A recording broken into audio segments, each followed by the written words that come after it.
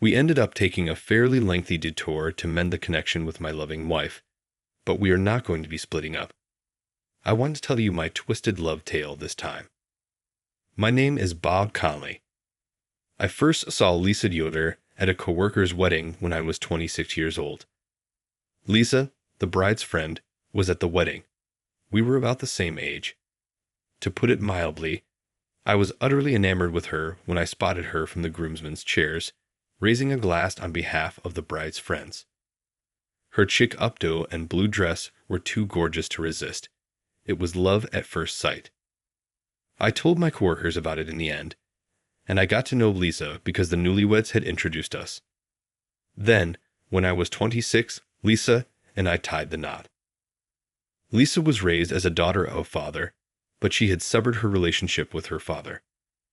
It turns out that my father-in-law enjoyed gambling and struggled to maintain a steady employment. Lisa lived with her father after losing her mother when she was young, but she appeared to have gone through a lot. Lisa's father had stopped visiting the family by the time she started high school, and she moved away as soon as she finished. She seems to have made it on her own ever since, taking part-time jobs. I wanted to marry this powerful woman and make her happy, even if I knew her past. Thus, Lisa and I tied the knot when I was 26 years old. However, life was not all happiness after that. Lisa became pregnant not long after we were married. We were ecstatic because we both desired children. However, she lost her pregnancy before she could reach the stable phase. After one loss, we may have moved on, but Lisa was truly worn down by 2 in a row. Lisa was diagnosed with infertility after we underwent some tests at the advice of our physician. While she was able to conceive, she would frequently miscarry or give birth to stillborn children. It was unclear what caused it. Lisa said, "I'm sorry, the baby keeps coming to us, but I can't seem to nurture it," as she began to feel increasingly downcast. "Lisa, it's not your fault. You're constantly giving it your all," I told her again. After receiving an infertility diagnosis, I extended an invitation to Lisa for a trip to Arizona. Lisa's mother passed away in Arizona, where she was born. Her loving mother grew raised in Arizona, so even though it's not actually her hometown. Her maternal grandparents have also passed away. Lisa had always wanted to travel. I believe that traveling to Arizona was the perfect choice. Arizona's scenery, climate, and delectable cuisine restored Lisa's physical and emotional well-being. On this vacation, she smiled sincere for the first time since her miscarriages. We were fortunate to glimpse a massive rainbow in the sky on the final day of the trip. It's stunning. I wonder if my mom and the babies can see it, Lisa sobbed. I sobbed too as I held Lisa's shoulder. Lisa, they're observing. Your mom is undoubtedly keeping an eye on our kids from above. This was more than just consoling her. I really did think so. We had a conversation while observing the rainbow and came to the conclusion that it's acceptable if we are childless. As a couple, we would encourage one another. Do you think that's okay, Bob? You might be able to conceive without any issues if you were with someone else. I fixed my gaze on Lisa's eyes. I wanted to make sure she understood. I didn't get married to you so that I could have kids with you. I wanted to remain with you forever, which is why I married you. Whether or not we have children, the most important thing to me is that you are at my side. Lisa had her hands over her face as she sobbed. I'm grateful. Bob, thank you. She must have considered getting a divorce when she was dealing with the news that she was infertile. I sincerely appreciate that we took this trip before things got out of hand because it allowed us to talk about how we felt. I was sincere in my feelings. Even if it was just temporary, our lives together as a married couple was calm and content after that. Lisa unexpectedly announced she wanted a divorce when we were 29 years old. Please, let's get a divorce. Lisa wasn't in tears. Her gaze was already fixed, not with reluctance, but with resolve. Can't we talk it out anymore? My voice was trembling pitifully, I believe. It isn't a suggestion. That's a choice that I made. If it sounds self-serving, I apologize. I believe that was the first time I had ever heard Lisa's voice so icy. Why? Could you explain the reason for me? Lisa said without hesitation, "There's someone else I love," in response to my question. "I can't stay with you any longer for his sake." That was the first time she had called me you. Her statements were so full of determination that I knew right away that nothing I said would persuade her to change her mind. Perhaps I simply wasn't good enough to satisfy Lisa. Or maybe she was reminded of our miscarriages by my presence. Or perhaps I had a lot of excuses in mind, but they were all just excuses for me to avoid facing reality. That's all there is to it. Lisa loves someone else now, and I had to come to terms with that. I understand. Lisa inclined her head when I stated it. She apologized while lowering her head for a considerable amount of time. "I'd appreciate everything that you have done. Sincerely, I'm grateful." I didn't answer her. I didn't want to hear thank you in the event that she left for another man or that we were divorcing. I couldn't stand to be angry if that was what she said in the end. Despite everything, I was unable to consider Lisa to be a bad lady. In my heart, Lisa has always been my loving, devoted, and lovely wife. The following day, Lisa signed the divorce papers and departed from the residence. I wanted to know whether she truly went to that man and if she could move on so fast, but there was no way of knowing. I inquired about any updates from Lisa with the bride and groom of the wedding that preceded our meeting, but they provided no information. Nobody was aware of Lisa's whereabouts. Lisa didn't pick up her phone and had quit her part-time work. I had no idea where Lisa had disappeared to the day after the divorce. Though I forced myself to think that Lisa is most likely content with the man she loves, I couldn't help but feel depressed. I therefore lost myself in my task. My colleagues were concerned that I was working too much, but I could only forget about Lisa when I was at work. My supervisor even asked me to go on a blind date. "Since the divorce, you haven't been the same person, have you? You never know. You might feel better if you meet someone new." The blind date was not a success. The woman expressed her want to reconnect, but I was unable to envision a future together. Lisa was the lady I wanted at my side. That's all I could think of. I knew it was pitiful, but I felt powerless over these emotions.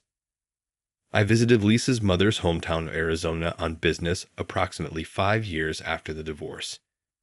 After our miscarriage, Lisa and I made our first trip there. After the work trip, I made the decision to take some time off and approach it as a journey through sadness. I had made the decision to take a final trip down memory lane and move on from Lisa since 5 years had already passed. After completing my employment in Arizona, I departed and went on vacation. I wandered aimlessly around the sites Lisa and I had gone. When we went as a pair, I thought we had a terrific time, but when I was by myself, everything seemed cheesy and uninteresting. I therefore found myself pondering what we had eaten at the little neighborhood diner that we had gone to. As I walked into the diner, I heard a cheery welcome.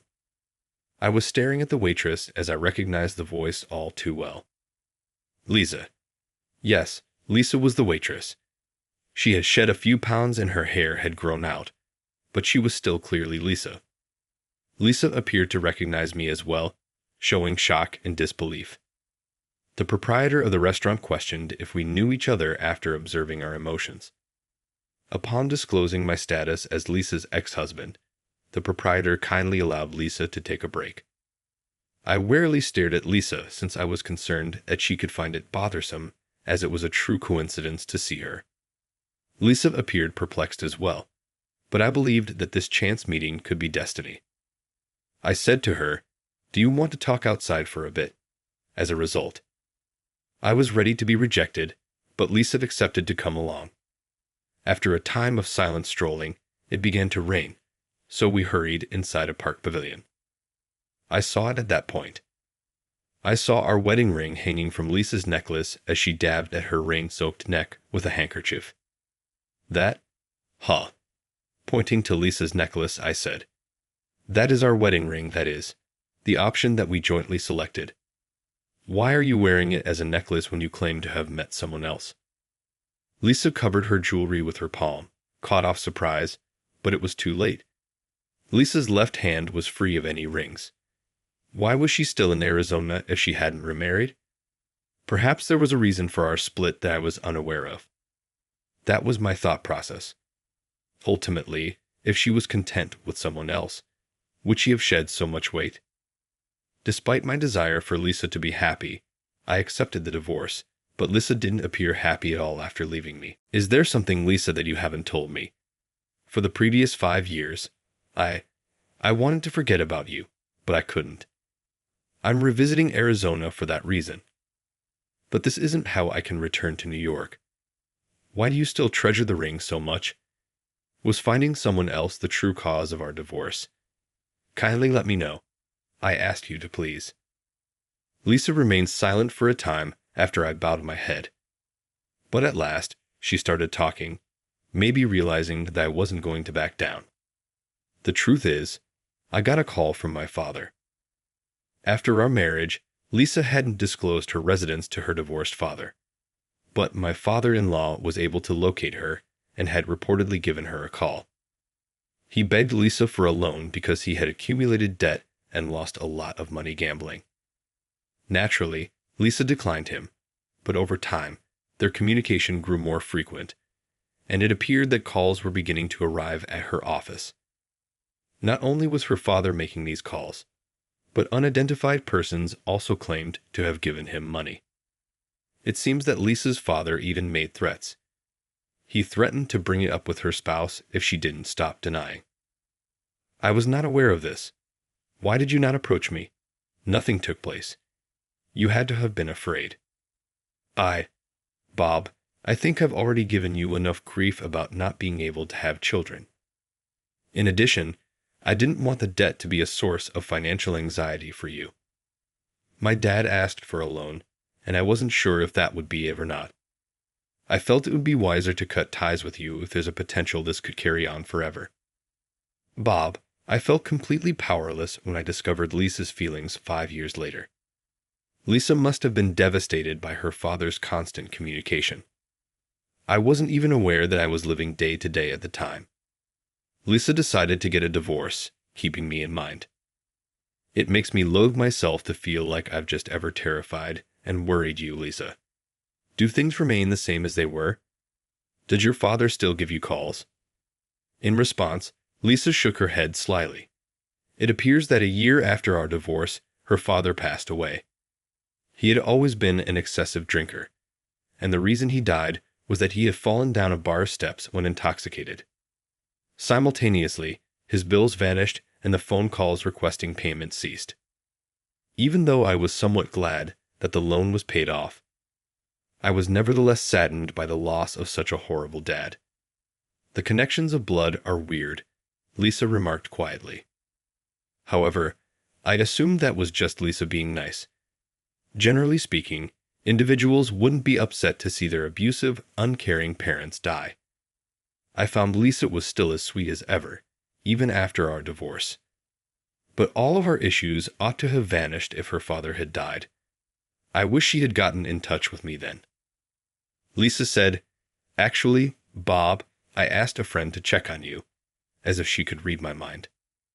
I felt I should stop interfering and stopped contacting you when she told me you were meeting with the daughter of your employer for a matchmaking session. I didn't tell that buddy where I was staying, and I requested her to keep my predicament private. No, you're not correct. That was merely my boss's favor. I went just out of need. Naturally, I declined it.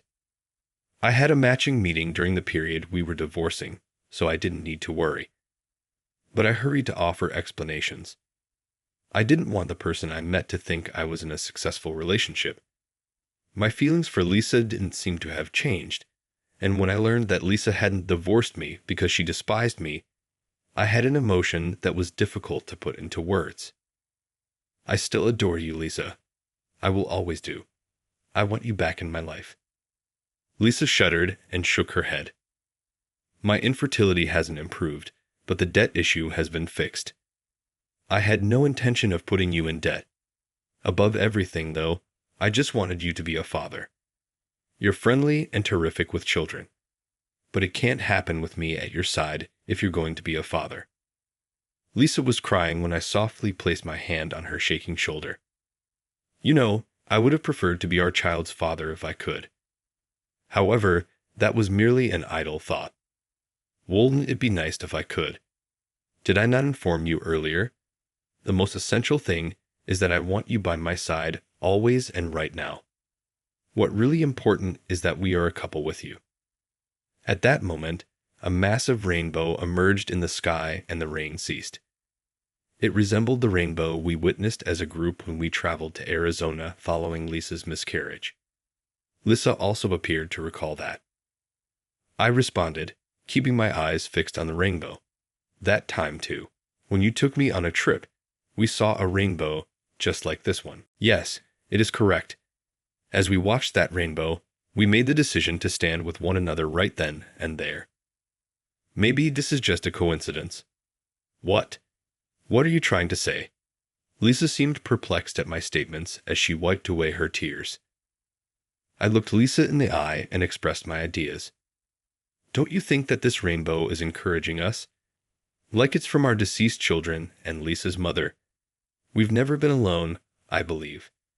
I think our kids and Lisa's mother have been keeping an eye on us the entire time. Together, let's remain. Because they are all with us, I'm sure everything will work out." Lisa gave me a big smile and a firm handshake when I said this. I can't lie about how I feel when I think about my mom and our kids watching over us. I have the same emotions. Bob, I've been considering you all this time. I gave Lisa a firm hug at that very time. For the past 5 years, I've longed to do this with her. She had lost weight, so when I hugged her again after all this time, I was a little nervous. I've been waiting 5 years for this. I hugged Lisa close, just the way she wanted. After some time, Lisa moved back in with me, and we were married again. Lisa first raised her voice when we went to formally greet my parents after we were remarried.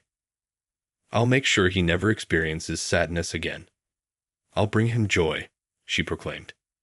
Reflecting over the last 5 years brought me to tears. Lisa took a cloth and carefully wiped away my tears. "I apologize for all of the tears. It's all right. I'll be by your side to remove them going forward." Even though I'm a man, her remarks made me cry a lot.